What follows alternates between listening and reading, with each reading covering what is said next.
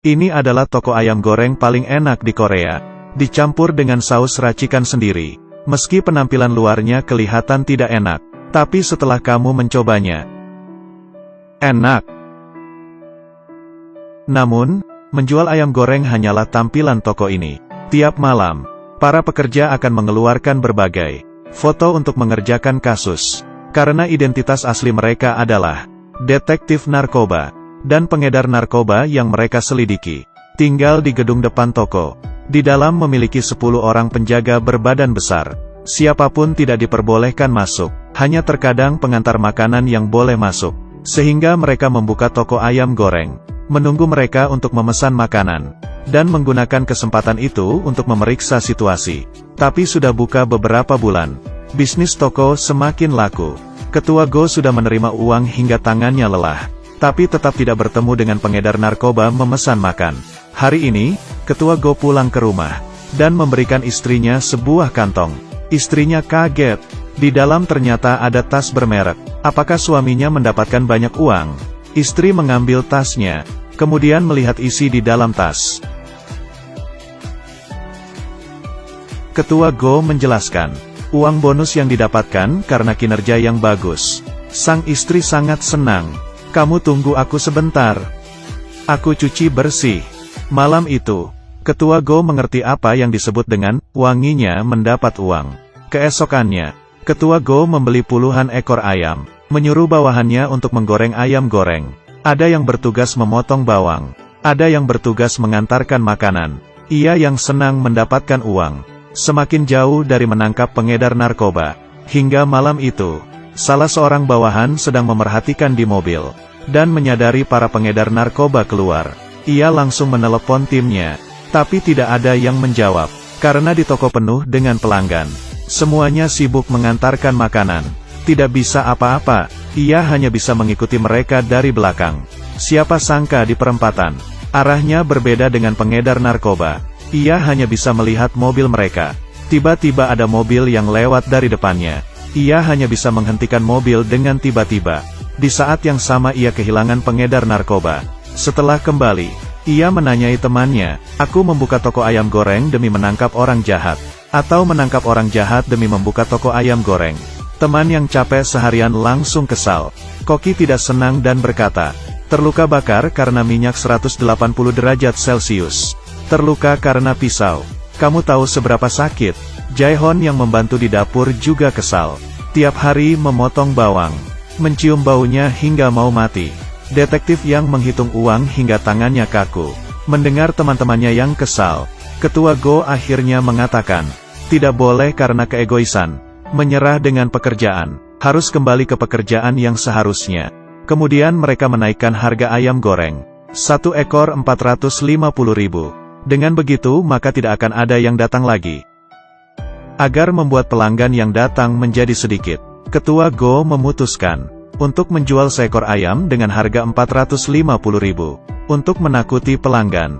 Siapa sangka di saat membuka toko sama saja penuh dengan pelanggan. Juga tidak tahu siapa yang menyebarkan keluar. Mengatakan ayam ini adalah ayam goreng raja. Bila tidak makan maka akan menyesal seumur hidup. Dan banyak grup turis yang datang. Lalu toko menjadi tempat yang populer. Ketua Go sedikit stres. Ia adalah detektif narkoba yang terkenal. Membuka toko ini untuk menutup identitas. Yang sebenarnya untuk memeriksa kelompok pengedar narkoba. Baiklah, sekarang kapanpun ada pelanggan yang datang. Masih mau meneliti apa? Tidak lama kemudian, mereka sekelompok dipanggil atasan.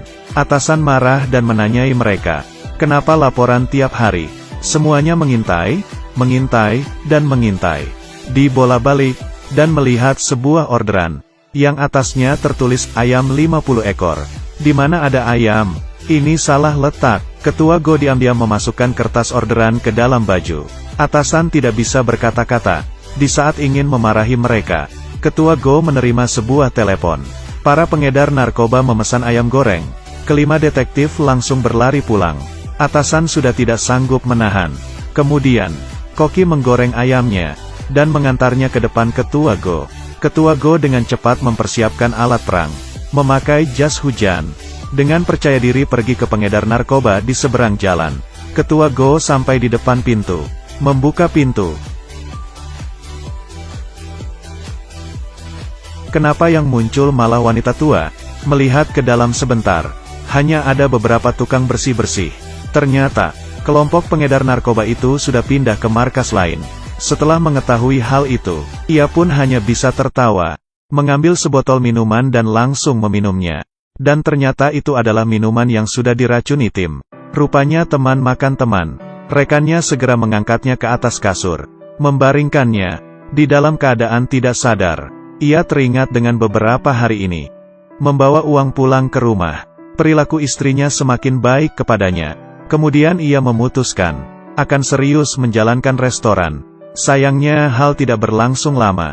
Dengan cepat restoran ayam Ketua Go masuk berita. Tidak hanya harganya yang mahal, ayam yang dibeli ternyata ayam orang lain.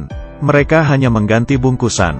Baiklah, usaha pun tidak berjalan lancar. Ini menurunkan niatnya. Setelah kejadian tersebar keluar, Ketua Go terus menunggu. Tapi tetap saja tidak ada pelanggan yang datang. Mereka berlima sudah menunggu sementara waktu. Di saat memutuskan untuk menutup restoran, seorang pengacara datang. Ternyata mengatakan ingin menginvestasi restoran mereka. Menyuruh restoran mereka untuk berkembang. Perkataan ini membuat mereka semua tertawa. Ini sama saja menipu mereka. Pengacara tidak hanya bicara. Ia langsung mengeluarkan sekoper uang tunai. Seketika muka kokinya berubah. Mengeluarkan kartu nama. Aku adalah kepala koki restoran ayam goreng. Ah, baik. Dengan begitu, mereka berlima memulai kembali menari dengan canggung di depan restoran. Tidak peduli dia mau menari seperti apa. Yang penting ada mendapatkan uang. Dengan cepat, restoran menerima banyak pelanggan baru. Cabang restoran juga mulai berkembang. Tapi yang tidak diketahui oleh Ketua Go adalah apa yang diinginkan pengacara.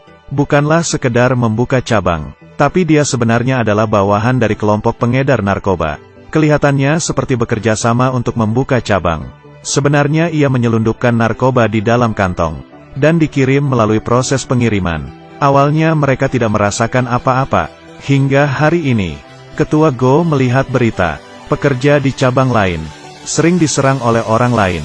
Ternyata, pekerja di cabang adalah salah satu dari pengedar narkoba. Pelayanan yang kurang baik, kalau lagi makan tidak mau kerja. Di saat banyak orang, tidak ingin melayani, sering mengusir pelanggan keluar. Demi menyelamatkan pandangan terhadap restoran, Ketua Go kembali ke keahliannya, dan mulai memeriksa situasi. Cabang restoran ini sangat aneh, tidak ada pelanggan sama sekali, tapi pesanan luar meledak. Tiap kali keluar untuk mengantar, tidak kurang tidak lebih, 20 ekor ayam goreng.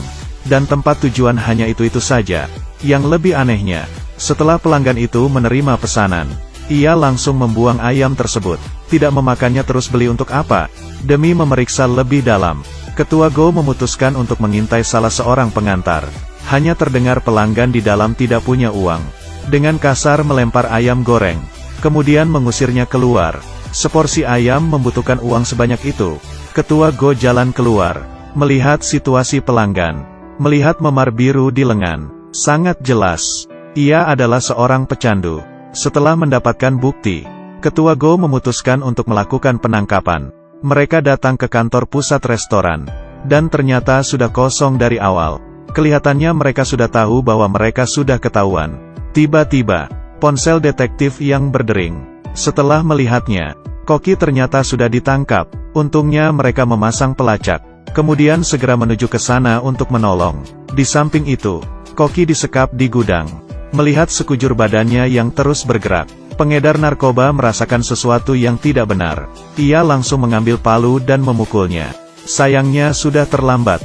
Koki langsung menyerang dan menjatuhkan si pengedar narkoba.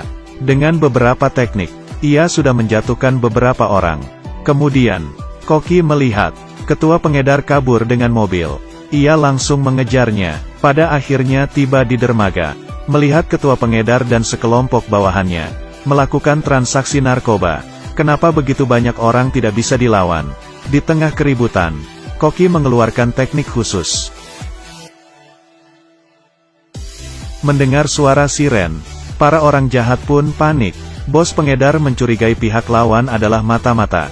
Mengeluarkan pistol, menembak 2 kali dan melukai lawan.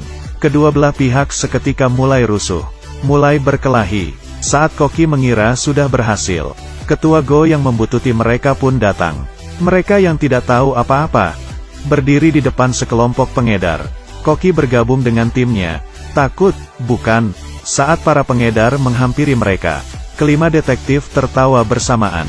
Ayam goreng sudah digoreng begitu lama, akhirnya bisa mulai beraksi. Yang pertama adalah Sang Koki. Dia dulunya seorang atlet judo. Menangkap 1 orang, juga tidak membunuhnya, membantingnya, dan membantingnya lagi. Kenapa kau berhadapan denganku? Kamu bilang aku lebih jelek dari kamu. Kamu tahu seberapa menyakitkan kalimat itu? Lawan menghampiri Koki, tapi tidak berani maju.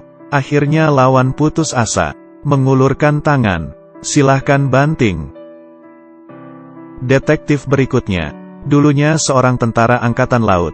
Setiap tekniknya sangat mematikan. Sekali tinju, setiap pukulan menyerang sendi, menarik kakinya, tepat sasaran dan mematikan, seperti senjata. Selanjutnya detektif Yang. Dia dulunya juara taekwondo. Kelihatannya lemah, tapi sekali ada yang mendekat, semuanya di melayang tertendang. Beberapa teknik berikutnya, di sekitarnya tidak ada orang yang berdiri lagi. Berikutnya detektif Jaehon. Keahliannya tahan banting. Belasan orang memukulnya dengan tongkat, tapi dia masih tertawa. Dengan semangat lompat ke sana kemari, seperti orang gila. Saat musuh sudah lelah, saatnya dia mulai menyerang. Pelan tapi pasti menyerang balik para pengedar. Dan yang terakhir adalah Ketua Go. Manusia yang pernah ditikam 12 pisau, dan masih hidup. Orang-orang menyebutnya zombie. Melihatnya menangkap kaki orang lain. Di samping ada orang memukulnya dengan tongkat. Dia tidak merasakannya, terus menyerang lawannya. Setelah memukulnya, lanjut memukul yang lain. Tiba-tiba, Ketua Go melihat ketua pengedar kabur. Ketua pengedar kabur ke perahu. Tepat saat dia mau kabur, Ketua Go tiba-tiba muncul di jendela seperti hantu. Kedua orang itu bertarung di perahu. Akhirnya ketua pengedar tumbang dipukul. Ketua Go seperti zombie menggigit kakinya. Berhasil menahan ketua pengedar, hingga polisi yang lain tiba. Seluruh anggota pengedar sudah diikat. Tim Ketua Go dengan santai duduk di kursi. Situasi ini sangat keren. Akhirnya, Ketua Go dan 4 orang bawahannya berhasil menangkap kelompok narkoba. Naik pangkat. Jalan yang sulit ini, ada canda dan tawa.